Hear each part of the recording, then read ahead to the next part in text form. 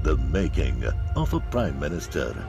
मुश्किलों का अंबार है, वही तो मेरे हौसलों की मीनार है। हिंदुस्तान में दो प्रधान दो निशान नहीं चलेंगे। अगर इतनी ताकत ये पाकिस्तान के खिलाफ लगा दे तो आतंकवाद आसान हो गया। हम चुनौतियों से टकरा रहे हैं। सर्जिकल स्ट्राइक और एयर स्ट्राइक करके नए भारत के सामर्थ्य का संदेश भी दे दिया है। तुम उठो, तिरंगा लहरा दो। जननायक नरेंद्र मोदी के 20 वर्ष पुराने भाषणों पर आधारित एक बेहद लोकप्रिय कार्यक्रम। क्या कहते हैं नरेंद्र मोदी?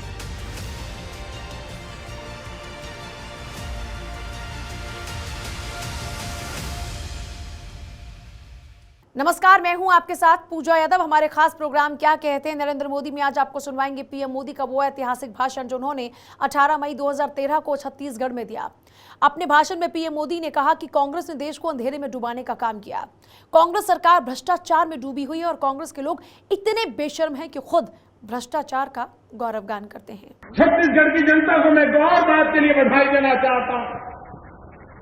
आपने राजनीतिक स्थिरता की ताकत क्या होती है इसको भली भांति जाना है, समझा। आप ये भली भांति जानते हैं कि अगर पॉलिटिकल स्टेबिलिटी है तो पॉलिसी में स्टेबिलिटी आती है। विकास की गति सही दिशा में सही रिधम के साथ चलती है। आपने दोबारा रमन सिंह जी को और भारतीय जनता पार्टी को विजयी दिलाई, उसके कारण विकास करने का, सेवा करने का, गरीबों का भला करने का, आदिवासियों का कल्याण करने का हमारा उमंग, रमन सिंह का उमंग, भारतीय जनता पार्टी की सरकार का उमंग सैकड़ों गुना बढ़ गया। और उसका नतीजा है कि पहले 5 साल जो काम हुआ, दूसरे 5 साल में उससे सैकड़ों गुना ज्यादा अच्छा काम हुआ। अगर पहली टर्म से दूसरी टर्म शानदार रही, मुझे विश्वास है तीसरी टर्म तो पूरे हिंदुस्तान के अंदर शानदार रहेगी, ये मेरा विश्वास है। मित्रों, मैं नहीं जानता हूं छत्तीसगढ़ में अखबारों में क्या खबरें आती हैं, मुझे वो अखबार पढ़ने को मिलते नहीं है, लेकिन देश के अन्य भागों में जब भी छत्तीसगढ़ की कोई बात आती है, उसका एनालिसिस आता है। तो मित्रों, आज मानना पड़ेगा, हिंदुस्तान के अर्थशास्त्रियों को स्वीकार करना पड़ा है कि वो प्रदेश जहां 40% से ज्यादा भूमि फॉरेस्ट लैंड है, जो प्रदेश नक्सलवादियों के लिए दबोच कर रखा हुआ है, जो प्रदेश मध्य प्रदेश में कांग्रेस के शासनकाल से ही पिछड़ा हुआ रहा है, वो आज हिंदुस्तान का सबसे तेज गति से विकास करने वाला राज्य बन गया है। और इसलिए मैं डॉक्टर रमन सिंह जी को लाख लाख बधाई देता हूं, लाख लाख अभिनंदन देता हूं। मतलब मैं भी एक मुख्यमंत्री हूं, मुझे मालूम है विकास की यात्रा को आगे बढ़ाना कितना कठिन होता है, और एक बार ऊंचाई पर पहुंचने के बाद उस ऊंचाई को मेंटेन करने के लिए कितनी ताकत लगती है, ये मैं भली भांति जानता हूं।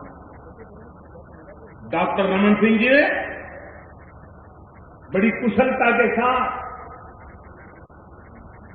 बहुत ही नम्रता के साथ, कभी भी रमन सिंह जी की वाणी में हम उतार चढ़ाव नहीं देखते, वही प्यार भरी भाषा।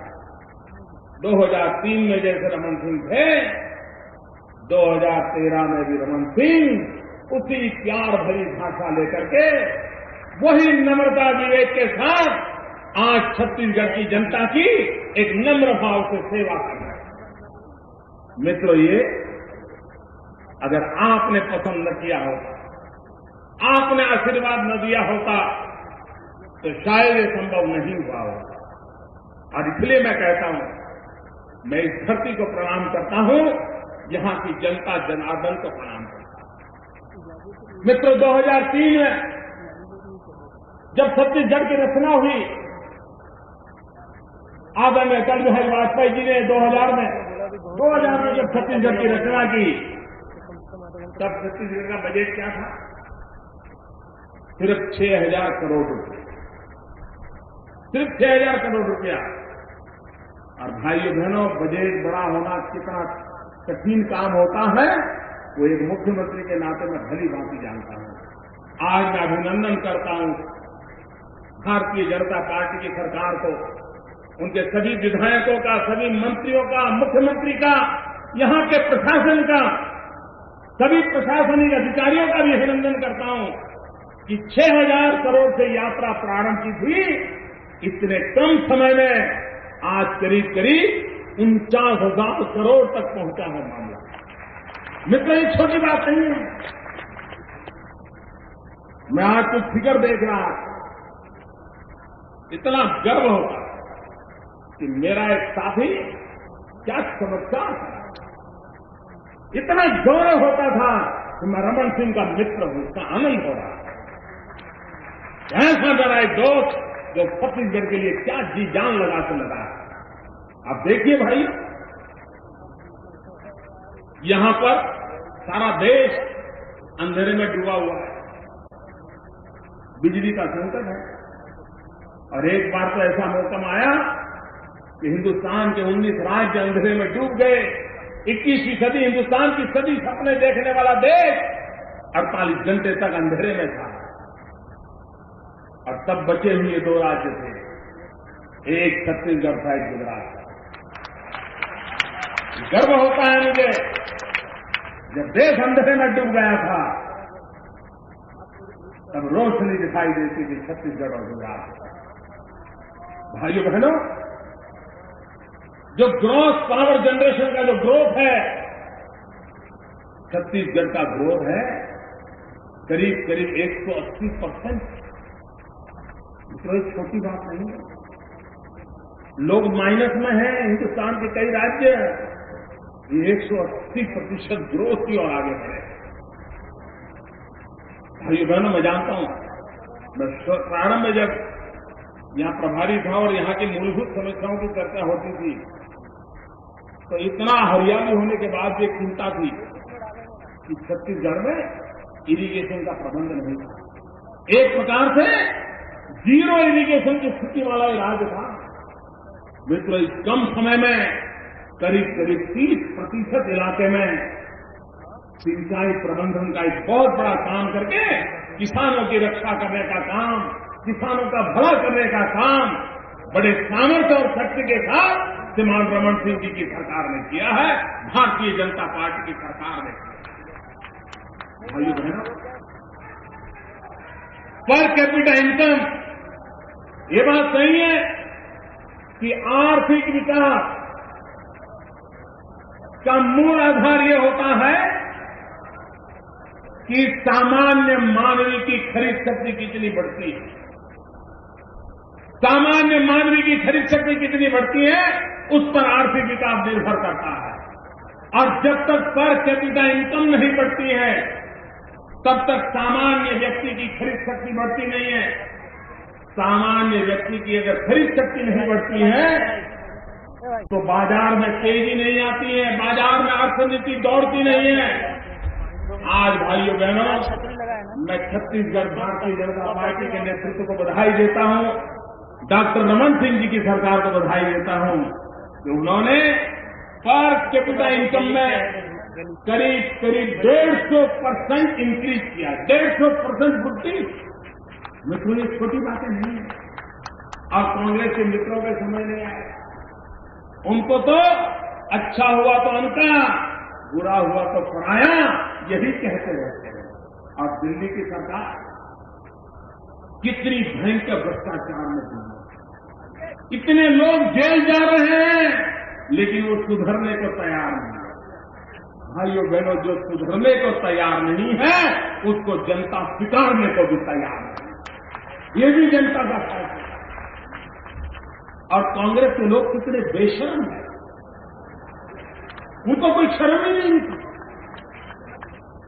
वे खुद भ्रष्टाचार का गौरवगान करते हैं। मैं आज यहां हवाई अड्डे पर उतरा तो मुझे किसी ने खबर दी कि कांग्रेस के एक नेता ने खुलेआम भ्रष्टाचार का शिकार कर लिया। मैंने कहा कैसे कर लिया? तो बोला उन्होंने खुलेआम आकर के कह दिया कि हम पैजामा देते हैं लेकिन नाड़ा निकाल देते हैं। अब देखिए साहब, नाड़े की चोरी कर लेते हैं जो लोग, वो क्या छोड़ते होंगे भैया, क्या छोड़ते होंगे? पैजामे का नाड़ा तक चोरी कर लेते हैं जी। ये लोग देश का भला मित्रों, हीरे जवाहरात की चोरी तो सुनी है, पैसों की चोरी सुनी है, गहनों की चोरी सुनी है। क्या कभी देश ने कोयले की चोरी होती है सुना था? डॉक्टर मनमोहन सिंह जी की सरकार कोयले की चोरी में जेल जा रही है मित्रों। जेल के दरवाजे उनके इंतजार करके बैठे हैं। अब विचार कीजिए। और मुझे लगता है भारत सरकार की बैंकों को आने वाले दिनों में एक घोषणा करनी पड़ेगी। बैंकों को घोषणा करनी पड़ेगी कि हमारी बैंक में कोयला रखने के लिए लॉकर अवेलेबल है। ये करना पड़ेगा। अगर कोयले की भी चोरी हो जाए तो भाइयों बहनों क्या बचेगा? भाइयों बहनों, इतनी बड़ी चोरी करने वाले लोग जो देश को लूट रहे हैं, क्या छत्तीसगढ़ को लूटने देना है? अरे पूरी ताकत से बोलो, क्या आप छत्तीसगढ़ में लूट होने देना चाहते हो? क्या आप छत्तीसगढ़ में फिर से वोट बैंक की राजनीति आने देना चाहते हो? क्या आप छत्तीसगढ़ को बर्बाद होने देना चाहते हो? क्या आप छत्तीसगढ़ को ऐसे लोगों के हाथ में देना चाहते हो जो छत्तीसगढ़ को बर्बाद करें? भाइयों बहनों, आज समय की मांग है दोस्तों। हिंदुस्तान के किसी कोने में, किसी राज्य में कांग्रेस पार्टी को इस देश को लूटने का अवसर नहीं देना चाहिए। विकास की यात्रा के रास्ते पर देश के कुछ राज्य चल पड़े हैं, वो विकास के रास्ते से भटक न जाए, एक चौकीदार के नाते और नागरिकों का कर्तव्य है। भाइयों बहनों, कांग्रेस के लोग कई वर्षों से नारे बोलने में बड़े माहिर है और हिसाब देते नहीं। कांग्रेस पार्टी ने 40 साल पहले गरीबी हटाओ का नारा दिया था। जरा बोलो तो। कांग्रेस ने 40 साल पहले गरीबी हटाओ का नारा दिया था। 40 साल हो गए, गरीबी हटी। क्या इन पे भरोसा करना चाहिए? अरे जरा दम से बोलो, करना चाहिए? क्या इन पे भरोसा करना चाहिए? The making of a Prime Minister. मुश्किलों का अंबार है, वही तो मेरे हौसलों की मीनार है। हिंदुस्तान में 2 प्रधान 2 निशान नहीं चलेंगे। अगर इतनी ताकत ये पाकिस्तान के खिलाफ लगा दे तो आतंकवाद आसमान हो गया। हम चुनौतियों से टकरा रहे हैं। सर्जिकल स्ट्राइक और एयर स्ट्राइक करके नए भारत के सामर्थ्य का संदेश भी दे दिया है। तुम उठो, तिरंगा लहरा दो। जननायक नरेंद्र मोदी के 20 वर्ष पुराने भाषणों पर आधारित एक बेहद लोकप्रिय कार्यक्रम क्या कहते हैं नरेंद्र मोदी